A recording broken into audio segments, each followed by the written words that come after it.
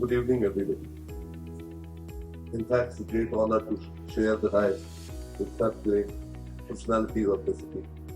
Uh, on the onset, I would like to congratulate Sahil for bringing the entire startup ecosystem together. And second, Usha ji, what a great pleasure with us. And I would also like to congratulate all those startups, entrepreneurs who are getting into the business at this point of time. Because I think we are in a country which is a shining example of stability, growth and optimism in such an otherwise VUCA world. We see India growing absolutely with a great trajectory in the next 20 years. So getting now into the business is absolutely the right time. Congratulations to you all. At the same time, I'd like to share my own journey with you. How I was teaching in a college and then I left that college, cushiony job one day to become an entrepreneur. So I came from a medical background and I thought after that I left my job that what to manufacture. So I thought if India is importing something, definitely there is demand, but there is no manufacturing happening in India. So that was a simple thought. I went to the Department of EGFE to find out what India imports in the medical device sector. And to my surprise, found that India imported almost everything. So there was a book, 10,000 odd lines. So I was very happy that you can do anything. And did a survey and then found orthopedic appliances is what I would manufacture. But when I came into the line, you know what I found?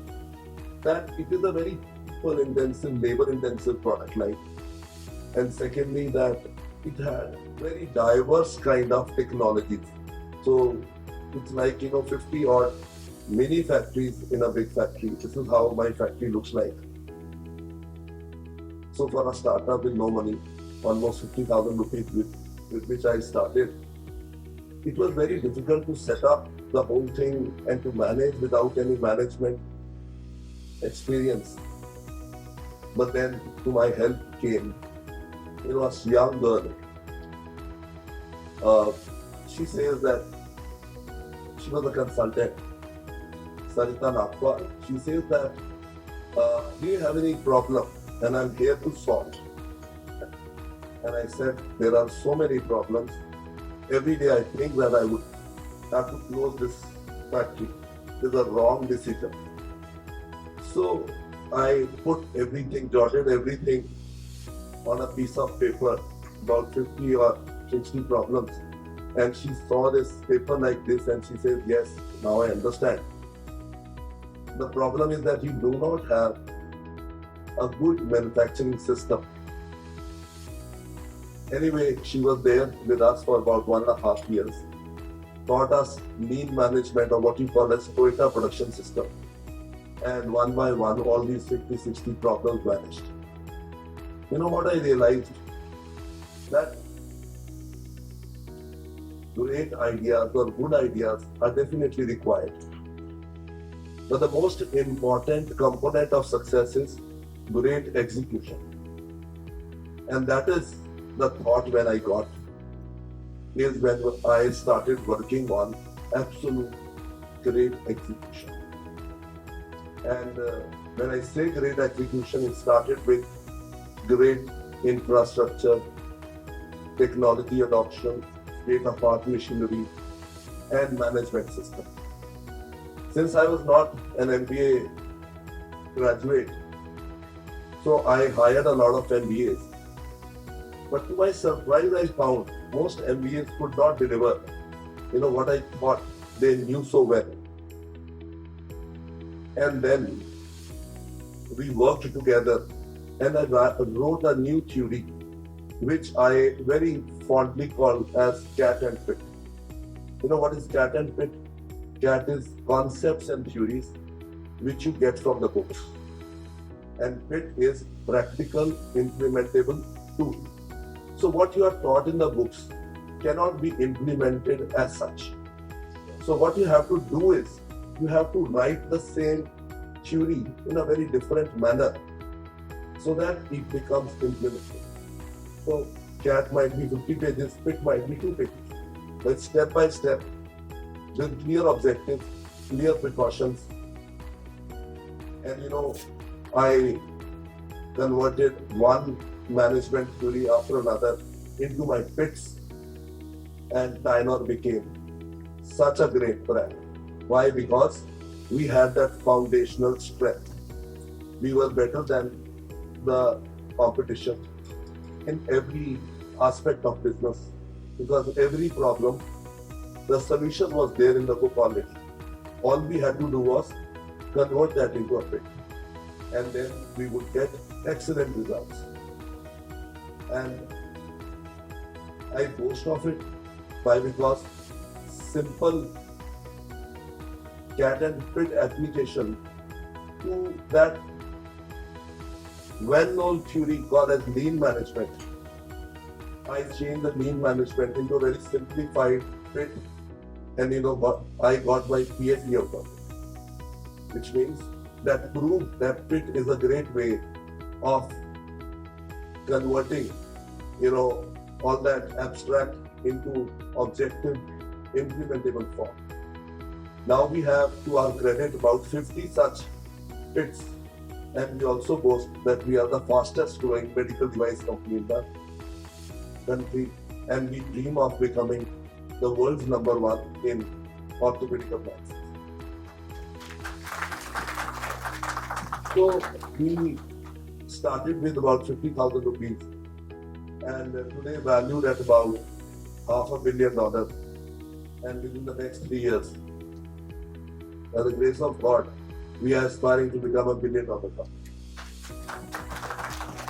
We have about 2,500 people working, and we now beat China in efficiency because of all these theories. I would like to share, because startups are here, my experience with fundraise. So we had no money in 2010, lots of debts, and then came an opportunity when debts were so high and the interest rates were so high. We wanted to think of an alternative way of funding, and then we came across what we call as private equity funding. In 2010, we went in for that. And the reason was very clear. First of all, when you get money from a private equity fund, first of all, you don't have to give it back.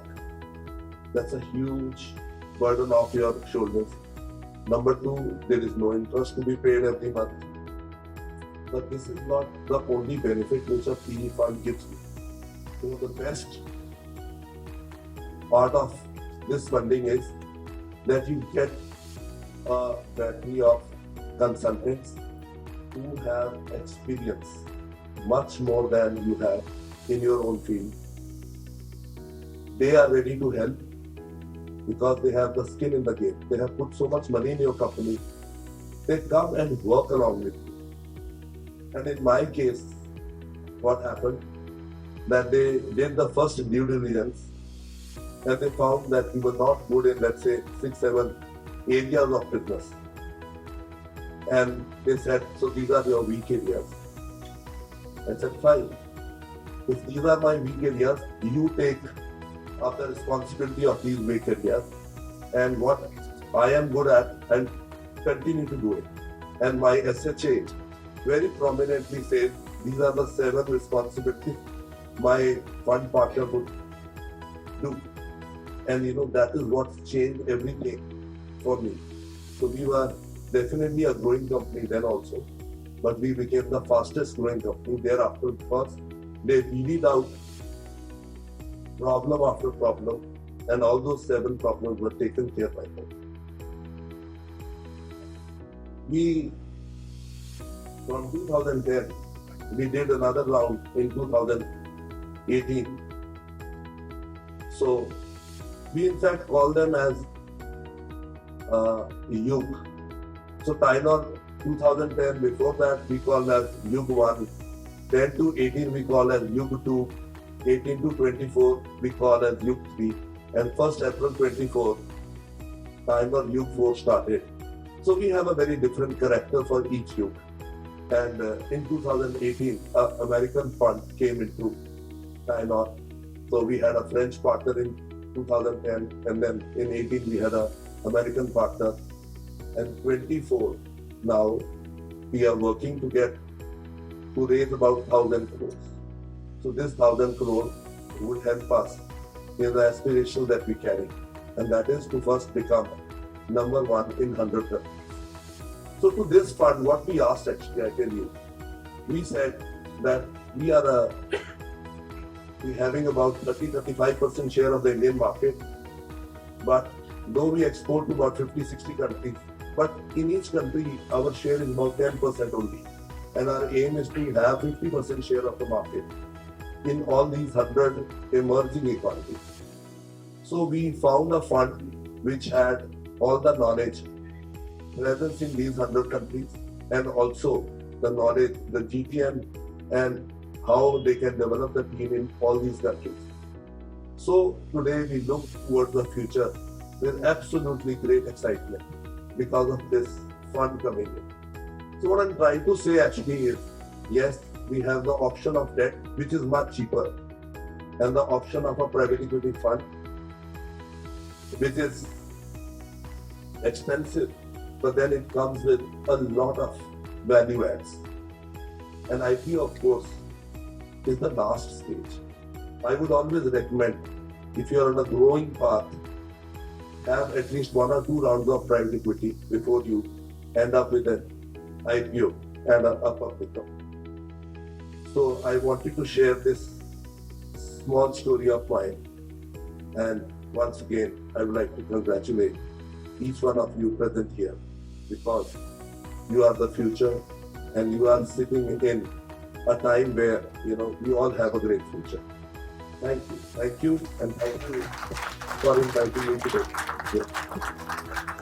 Thank you so much, sir. So maybe I would like to add, so like sir said, you need consultants, advisors once his firms are come. That's why I also